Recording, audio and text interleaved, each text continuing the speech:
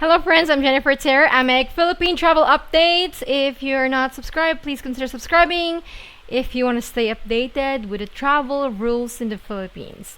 Okay, let's go ahead with some updates for today. Today is November 20. So yesterday there were a lot of big news on quarantine protocols, reopening. So let's dig into that. And I also have something to share with you. Let's start with the review on the arrival protocol. So on the arrival protocols, guys, the changes is for yellow countries. Yellow countries. So a lot of you, majority of you are coming from yellow countries. The change is shorter quarantine starting November 22. So if you're fully vaccinated without a negative test result, your quarantine is 6 days.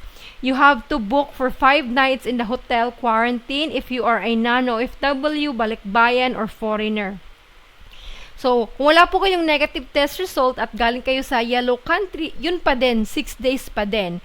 Well, there's a twist. If you want a shorter quarantine, if galing ka sa yellow country, you have a negative test result, RT-PCR test, 72 hours within departure. So, departure po is yung oras ng pag-alis. Oras ng pag-alis sa kung saang bansa ka man manggaling. So, it's not time of arrival, time of departure yung basis, yung time na umalis ka sa bansa kung saan ka nandoon originally.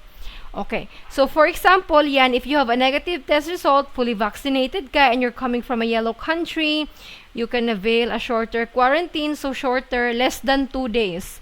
Yan, 3 to 4 days, pero majority it will be 4 days. Kasi, you will be tested on the 3rd day, and most of the time, the result will be ready the next day after pa.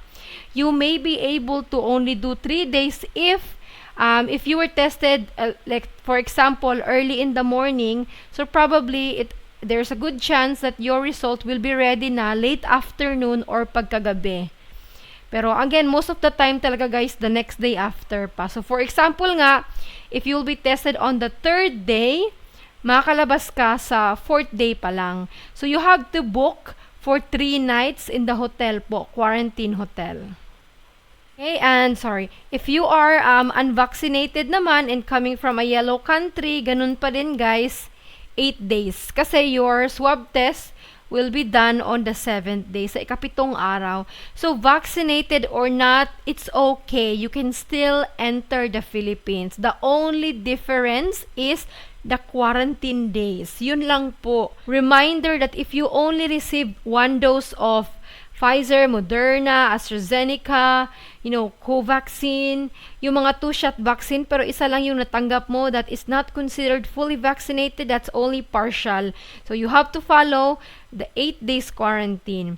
Or if, let's say, you have been vaccinated less than 2 weeks after arriving in the Philippines, let's say, you were vaccinated November 15 and you arrive in the Philippines November 20 o hindi pa yan fully vaccinated kasi dapat 2 weeks after.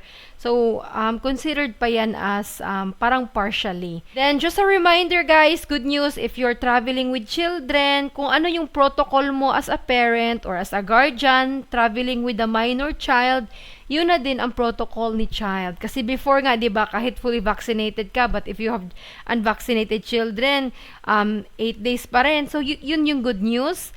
The children, the minor child, will follow the protocol of the parent or guardian. Another question, it's being asked so many times, Jennifer, is a negative test result required? Yes, if required ng airline or layover country. Pero if you're asking, humihingi ba ng negative test result ang Philippine Airport, in Manila, Cebu, Clark, Davao, Bohol? Hindi po. You don't need, hindi siya requirement. It's not mandatory. No, if galing ka sa green or yellow country and you have a negative test result, kung green, fully vaccinated with a negative test result, wala lang quarantine. Pag yellow, meron kang negative test result, tsaka fully vaccinated ka, shorter quarantine. That is all about it. If you have a negative test result, shorter quarantine. Kung wala, okay lang po, plus 2 days lang. kung yellow country. Yun lang po, it's not mandatory. I know some travelers are worried, kababayan natin, because in some countries, they cannot avail free swab tests and it can be expensive, mahal yung swab test. O wag na po kayong gumastos, especially kung OFW kayo. Libre naman yung hotel nyo sa Pilipinas. And sometimes, the test abroad is more expensive than the hotel fee. So if you have plenty of time in the Philippines, no, do not worry about this negative test result. It's not mandatory, it's your choice. If you want shorter quarantine, then magpa-test ka. Yun lang. So, at least 3 days before your flight, dapat hindi lumampas ng 72 hours ng inyong departure time. And moreover, travel cap, di ba nga, again, shorter quarantine. Shorter quarantine or no quarantine means travel cap, increased travel cap. Especially nga that they will soon reopen to foreign tourists. So, airlines are asking the government to simplify travel policies. So nga, kasi nga, December is the peak month, di ba, of traveling in the Philippines. A lot of Filipinos, Balikbayans, want to come and visit or go home to the Philippines. Surge in travel demand, ika nga. According to the Air Carriers Association of the Philippines, they have proposed some suggestion, no, to the Philippines. Proposed 4 measures. Ano iyon? First, acceptance of vaccine cards with or without QR codes by the LG. Another suggestion, which we will agree, increase travel cap for international passengers from 4,000 to 10,000. I think they're speaking about Manila Airport. Yan, 10,000. Yes, it's only right. A lot of travelers are no longer quarantining. For example, green countries, Saudi Arabia, UAE, Kuwait. These countries, so many Filipinos hindi na nagka-quarantine because they're on green country, they have a negative test result. So it's only right, increase the travel cap. We agree to this. We should increase the travel cap, especially soon that we will accept foreign tourists. Next suggestion, exclude fully vaccinated inbound travelers from green countries from the daily cap. Yes, wag nang i-count ang mga green travelers kasi hindi naman sila nagka-quarantine sa hotel. Majority of them are fully vaccinated with a negative test result. Exclude, don't count them in the travel cap. Next is reduction of quarantine days for fully vaccinated passenger from yellow list countries from 5 days to 2 days. I think this already happened. Kaya nga ngayon 3 to 4 days na lang. But still best if no quarantine, right? It's still best if there is no quarantine. If you're fully vaccinated with a negative test result, that's the best. There should be no quarantine. Green or yellow man, it should be the same. So these recommendations will greatly help our aviation industry and our kababayans who want to come home this Christmas. Say guys, right? We agree to this. Sana i-accept. Now, let me answer some questions na from our kababayans. Next question, I'm gonna answer this. How about those who arrived before November 22, fully vaccinated with a negative test result? Are they covered by the shorter quarantine for yellow list? If you look at the IATF Resolution 149-A po, nakalagay po, section letter F. All individuals undergoing facility-based quarantine na sa hotel quarantine at the date of implementation if this provision may retroactively avail of the same. Meaning, yung mga naka-quarantine dumating before November 22 at fully vaccinated with a negative test result dala nung dumating sa Pilipinas ay makaka-avail ng shorter quarantine. So, hindi yan in-include ng IATF dun sa live briefing nila, but it's included in the resolution. So, it's effective. So, guys, for this po, if dumating na kayo today or tomorrow, November 21, diba? Contact nyo po yung PadLab or Detoxicare or kung sino mang magte-test sa inyo at ipaalam nyo sa kanila meron kayong negative test result at fully vaccinated kayo. Kasi sa Pilipinas, you already know in the Philippines, sometimes it's not about the rules. It's about what the people know about the rules. That's the disappointing part. Minsan, there are good rules in the Philippines but they're not being followed because the people who implement them, the people who should implement them don't even know about the rules. So, I'm just saying guys, if you are in the quarantine hotel right now or you are arriving tomorrow, meron kang negative test result and you're fully vaccinated from yellow country, contact your swab testing center. Next question is from Sherilyn. Yung 14 days self-monitoring, pwede ba namang magpunta kung saan-saan or need nasa bahay lang for that 14 days? Diba? There is a recommendation of self-monitoring pagkatapos ng quarantine. Especially if fully vaccinated ka na. So this one, guys, depende talaga sa LGU. If your LGU will monitor you, some LGUs have their own rules, so you have to follow. Some LGUs will follow the national rule, the national law. So, depende guys sa LGU. Next question is from Dragon. Is the One Health Pass still required? Yes, except if you're landing in Cebu. Sa Cebu po, hindi ginagamit ang One Health Pass. If you're landing in Manila, Clark, Davao, Lawag, Bohol, yan, you need One Health Pass. Whether green, yellow, red, kailangan ng One Health Pass. Except sa Cebu. Next question is from Romeo. Come to think of it, 2 days lang ang nawala. PCR test ka pa before flying. PCR test uli on the 3rd day. Para yatang you spend more. Tama ba ako? Dito, expensive ang PCR test sa Canada. Parang nag-hotel ka rin for 3 days. Yan. This is what we're talking about. Especially for OFWs or even non-OFWs.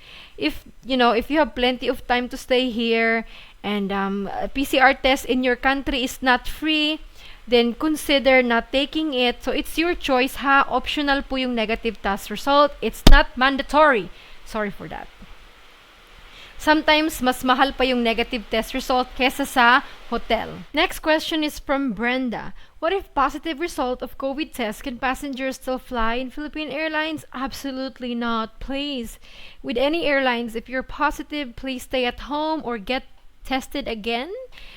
False positives happen, but please do not fly if you have a positive test result. Go home. Next question is from Alma. How about my booster shot ka na at connected flight ka? May quarantine pa ba? It depends. If galing kang green country, you're fully vaccinated, yan, wala nang quarantine. 0 quarantine in the hotel. Pero if galing ka sa yellow country, kahit may booster shot, kahit may quadruple vaccine doses po tayo, it's not counted. 2 doses lang naman kailangan, tapos 1 dose kung J&J. So, it's still the same rules whether you have booster shot or not. So, yellow country, yan, fully vaccinated, pwede 3 to 4 days or pwede din 6 days kung walang negative test result. Next question is from Rowena.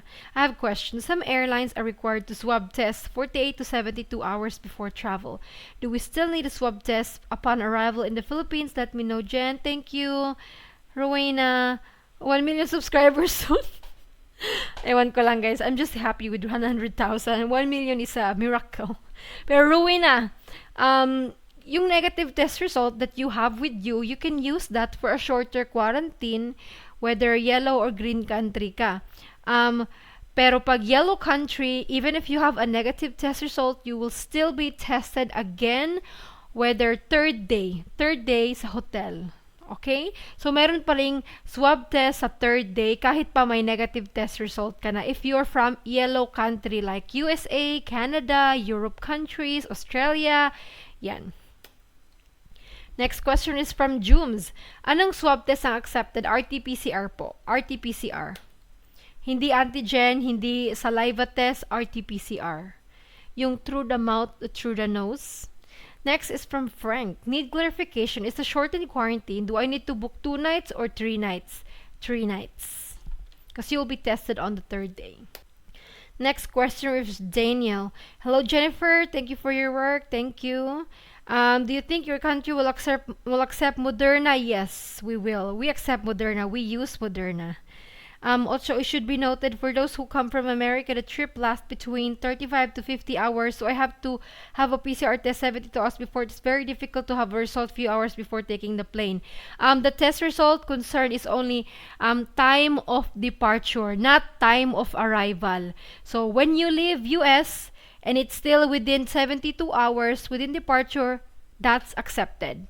Okay, it's not about time of arrival in the Philippines, it's about time of departure.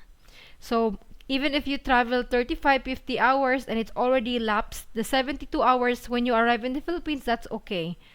The count is time of departure. Next question is Jalin. What about the expensive tickets since nabawasan ang quarantine? This is why we're hoping that they will listen to the suggestion of the airlines, increase the travel cap so somehow we can feel a reduction on the expensive plane tickets. But if you're traveling this Christmas, guys, don't expect that the plane tickets will be cheaper. You already know, Christmas, mahal talaga ang tickets. Does this include former Filipinos? Yes, the shorter quarantine for yellow countries covers all countries, foreigners, Balikbayans, Filipino, yan. It does not, discriminate nationality po. It covers all travelers. The quarantine protocols, depende siya sa vaccination status, kung mayroon kang negative test result, at kung saan bansa ka galing. It's not about nationality. Next question is from Harry Truman. I am a spouse traveling to the Philippines on November 29th. Does the shorter quarantine apply to NAIA visa holders? Yes, it does. Coming from the IATF resolution, see, for those coming from yellow countries, fully vaccinated individuals, yan, it didn't say Filipinos or foreigners only. So yes, NAIA visa, whatever visa, you are covered. Benjamin, Jen, what would be the chance of North America, especially the US, that vaccination is almost 90%? Is it? Are the IATF considering this as what former spokesperson suggested? Huh. So a lot of people have pushed the US for North America to be included in green list, and so far we haven't heard any update. I don't think that US will be included in green list soon because of their high cases. For now, they're only including green list countries with low COVID cases. But let's keep pushing, airlines, presidential advisor, businesses, keep pushing for North America to be included in green list. So that's what we're hoping that they will listen. For now, US, Canada is still on yellow. Next is from Angie. Sagot pa rin ba ng OWA kapag uwi ng probinsya? Yes. Yellow, red, green, whatever color covered po ng OWA. Libre. Next is from Jibril. Hi, paano pag non-OFW from green country pero unvaccinated? May quarantine pa ba? Yes po. If you're coming from a green country, you are unvaccinated po. Kahit pa may negative test result ka pa, ganun pa din. 6 days quarantine po. Basta hindi vaccinated from green country. Next is from Suryada. Anong klaseng agent itong IATF? Ang bilis mag-change ng protocol. Sabi nila till November 30. Just checked in yesterday for 6 days. Fully paid, fully vaccinated with negative test result before flight. Ayan. Surayda, di ba sabi ng IATF resolution, retroactive, minimum yung pag starting November 22 po, kung hindi ka pa na swab test, i-contact nyo na po yung PadLab. Baka maka-avail pa kayo ng 3rd day swab test.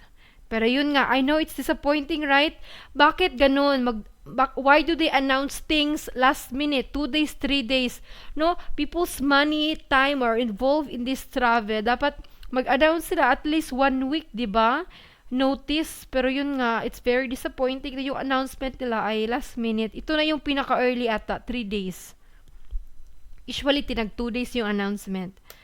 Anyways, let's go to the next question from Carmela. Tingin mo ba ganda? Tingin mo ba ganda until next year na yan? Mahirap. It's hard to say because, they always change the rules. I think there is still hope that it will change again on December. So this is all, I think. There's another question, from Jerry. Is the PCR test free? If you're landing in Cebu, yes, it's free. If you are an OFW, kahit saang airport pa, libre, yes. If you are not an OFW, if you are Balikbayan, if you're a foreigner, you're landing in Manila, Lawag, Clark, except in Cebu, the test is 2,500 pesos. So this is all for this video. I'll make the tourism update in another video because this video is getting too long. I'll see you guys in another video, in another update. If anyone here is traveling soon, please pakishare po ng experience ninyo. I will see you again. God bless po. Don't stress sa travel sa Pilipinas, ha? Just stay updated with the rules lang naman. Huwag po kayo ma-stress. God bless po and stay safe. Bye!